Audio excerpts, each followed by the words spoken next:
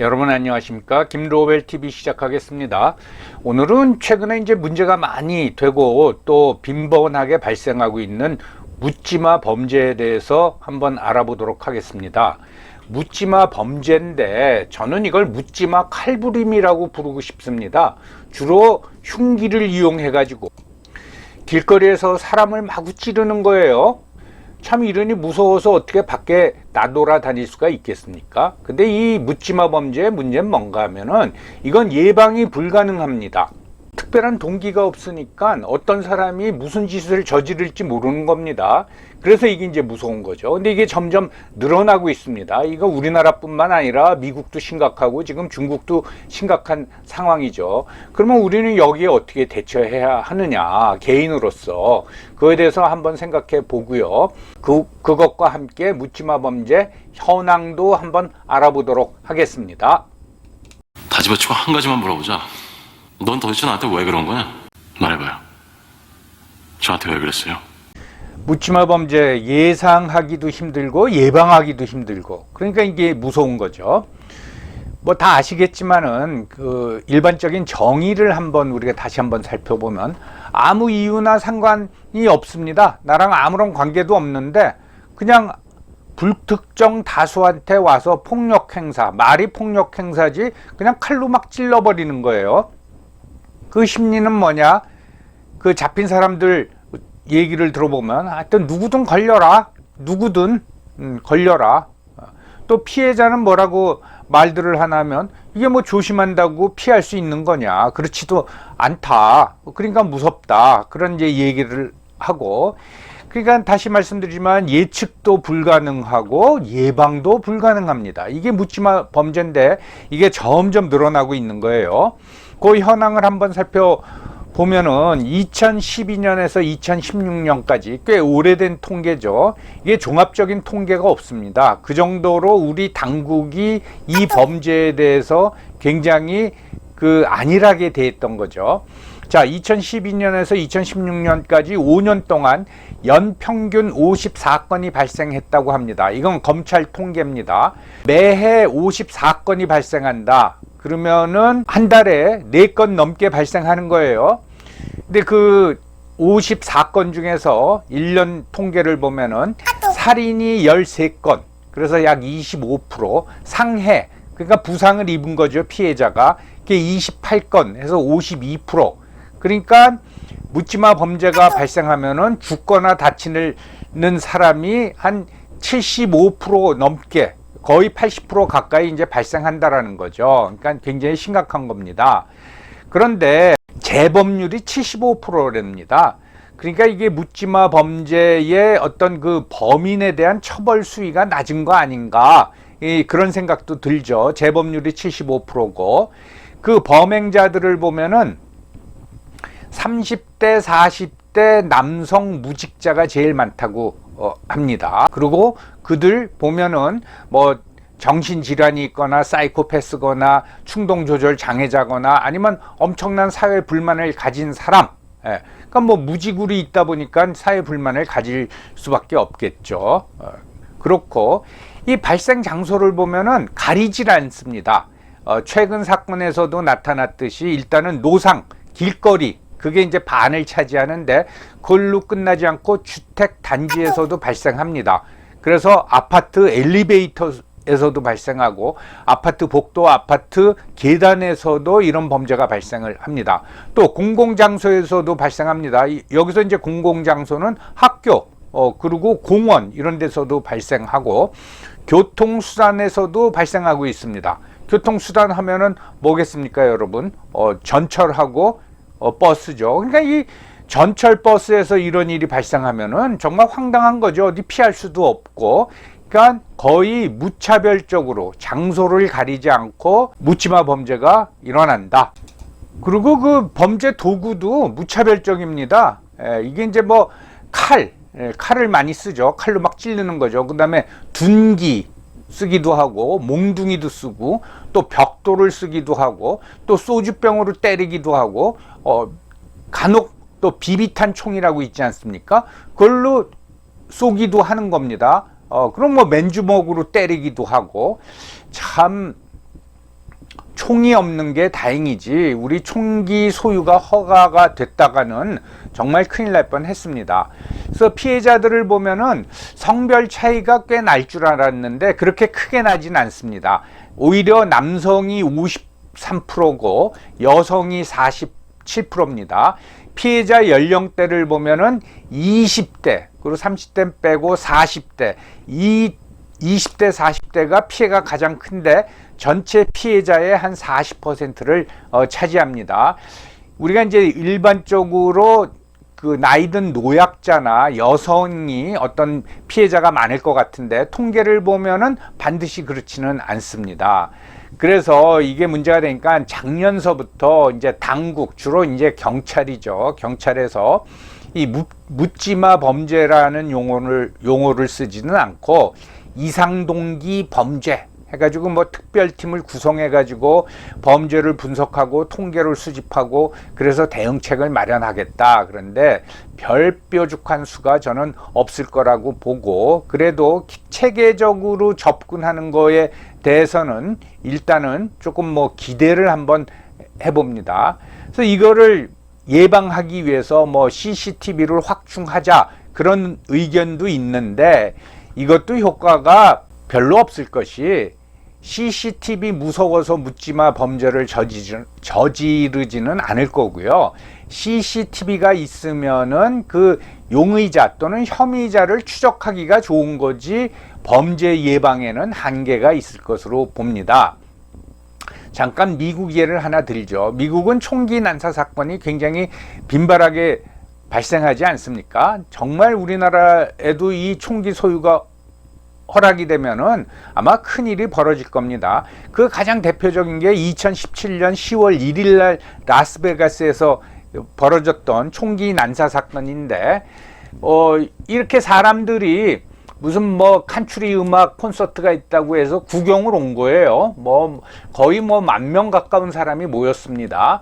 그래서 요 이제 오른쪽 사진을 보면은 여기에 이제 무대가 있고 관중 또는 청중석이 여기에 이제 모여 있었습니다. 근데 거기서 한 200m, 300m 떨어진 호텔에서 32층 방에서 중년 미국 남성이 총기를 난사한 거예요. 그래서 10분 동안 총을 쏴댔는데 1000발 이상을 쐈다고 합니다. 그래서 결국은 61명이 사망하고 나중에 다 수습되고 집계를 해보니까 867명이 부상당했다고 합니다. 미국 역사상 최악의 총기 난사 사건입니다. 그래서 이제 어디서 총 쏘는 걸 알고 경찰이 거기를 급습했는데 가 보니까 방문을 부수고 들어가 보니까 범인은 이미 자살한 후예요. 그런데 여기 이 위에다가 대고 총기를 난사해가지고 61명이 죽고 867명이 부상한 엄청난 사건이었습니다. 다시 말씀드리지만 우리나라는 총기가 허용되지 않는 게 참 다행이라고 생각합니다. 그럼 길거리에서도 일어나고 전철 안에서도 일어나고 아파트 복도에서도 일어나는 이런 묻지마 범죄에 어떻게 대처해야 되느냐. 첫째, 어떤 사람이 공격 행동을 하려고 그러면은 그 가해자가 대상을 물색할 적에 당연히 만만한 사람, 즉 약한 사람을 물색을 하겠죠. 그래서 약해 보이는 사람, 그건 당연히 이제 여성과 노인이 대상이 될 겁니다. 그리고 또 하나는 경계 상태가 허술한 사람입니다. 이 경계 상태가 허술하다고 하는 거는 자신에 대한 관심보다 다른 데 이제 신경이 쓰여 있는 거예요. 그래서 강력계 형사들이 신신당부하는 게 특히 여성들 길을 걸어갈 적에 그 이어폰을 끼지 말아라. 강도들이 그런 사람을 노린다. 그래서 특히 인적이 드문 길을 갈 적에는 이어폰을 끼지 말아라. 그게 이제 이어폰을 끼면 경계가 허술해지는 거죠. 그리고 뭐 그 연인 사이에서 이렇게 서로 마주 보면서 둘이 나란히 걸으면서 서로 마주 보면서 얘기하면서 간다. 그러면 그것도 이제 주변에 대한 경계가 허술해지죠. 이런 사람이 대상이 되기가 쉽습니다. 그럼 어떻게 대처해야 되느냐? 교육을 시켜야 됩니다. 이런 상황이 벌어졌을 적에 어떻게 대처해야 되느냐. 이게 이제 학생들한테도 시켜야 되고요. 뭐 일부러 이걸 막 그 전파할 필요는 없죠. 그는 국민들 공포감이 심해질 테니까. 주민센터 같은 데서도 프로그램을 시작하기 전에 한 5분 정도 미리 만들어 놓은 대처 방안 그 영상을 틀어주던가 해가지고 교육을 시켜야 되고, 당연히 유튜브에 그 대처 방안을 찍은 영상을 올리면 이제 좋겠죠. 교육이 필요합니다. 그럼 뭐 당국 입장에서 그래야 되는 거고요. 개인 입장에서는 어떻게 해야 되느냐? 경계가 허술하다 또는 그 약해 보인다. 이게 이제 표정하고 눈빛에 나타납니다. 그래서 눈빛이 강렬하거나 이런 사람은 함부로 공격을 안 합니다. 그래서 그렇다고 뭐 눈을 부라리고 다닐 수는 없지만은 눈이 조금 초롱초롱해야 된다, 그 말씀입니다. 그리고 경계가 허술하다는 거를 안 보이기 위해서는 보행이나 정지 시에 가끔 주변을 둘러봐야 됩니다. 그래서 주변에 무슨 위험 요인이 있지 않나, 그걸 이제 확인해야 되는 거고요. 그렇게 이제 둘러보면은 공격하려고 했던 가해자도 조금 멈칫하게 되는 거죠. 그건 굉장히 중요하다고 봅니다. 그리고 진짜 그런 상황에 처하게 되면 적극적으로 저항을 해야 되죠. 이 저항을 한다 했을 적에는 뭐 핸드백을 사용해도 되고 또는 백팩을 사용해도 되고, 그거를 휘두른다던가 해가지고서는 적극적으로 저항을 해야 됩니다. 그리고 특히 요즘 젊은이들은 백팩에다가 노트북 넣고 다니지 않습니까? 그거 큰 방어 무기가 될 수 있습니다. 그러니까 이게 무슨 일이지 하고 당황만 할 게 아니라 이런 상황에 처하게 되면은 적극적으로 저항해야 되고, 또 일부 전문가가 권하는 거는 그 호루라기입니다. 대치한 상태에서 호루라기를 계속 불면은 아무래도 그 가해자가 위축이 된다라는 겁니다. 그래서 이 호루라기도 좋은 도구라고 할 수가 있겠습니다. 그러니까 참 힘들죠. 이런 그 범죄 대상에서 벗어나려면 참 눈도 초롱초롱하고 어깨도 쫙 펴고 걸어야 되고, 걸어가거나 또는 서 있으면서도 주변을 가끔 둘러봐야 되고, 이런 일이 발생하면 핸드백, 백팩, 그 우통도 괜찮습니다. 그걸 벗어서 휘둘러야 되고, 그렇지만 그렇게 적극적으로 대처를 안 하면은 칼 맞는 거죠. 호루라기도 불어야 되고 그렇습니다. 그 다음에 마지막으로 제가 또 권하고 싶은 거는 방어 도구를 소지하는 것도 괜찮습니다. 이런 그 묻지마 범죄 그 가해자를 제압하는 거 보면은 방어 도구를 쓴 경우가 많이 있죠. 그럼 방어 도구는 뭐가 좋느냐? 예상되는 그 범죄자가 가진 그 흉기보다는 길어야 되겠죠. 그래서 뭐 대표적인 게 쌍절곤이 있습니다. 이 뭐 이소룡 때문에 우리 젊은이들도 쌍절곤 굉장히 좋아하는데, 쌍절곤이 있고, 또 그 오른쪽 사진은 이게 이제 삼단봉입니다. 이건 경찰 무기입니다. 이건 실제 우리나라 이제 경찰이 삼단봉을 사용하는 사진입니다. 그런데 이거는 공격 무기입니다.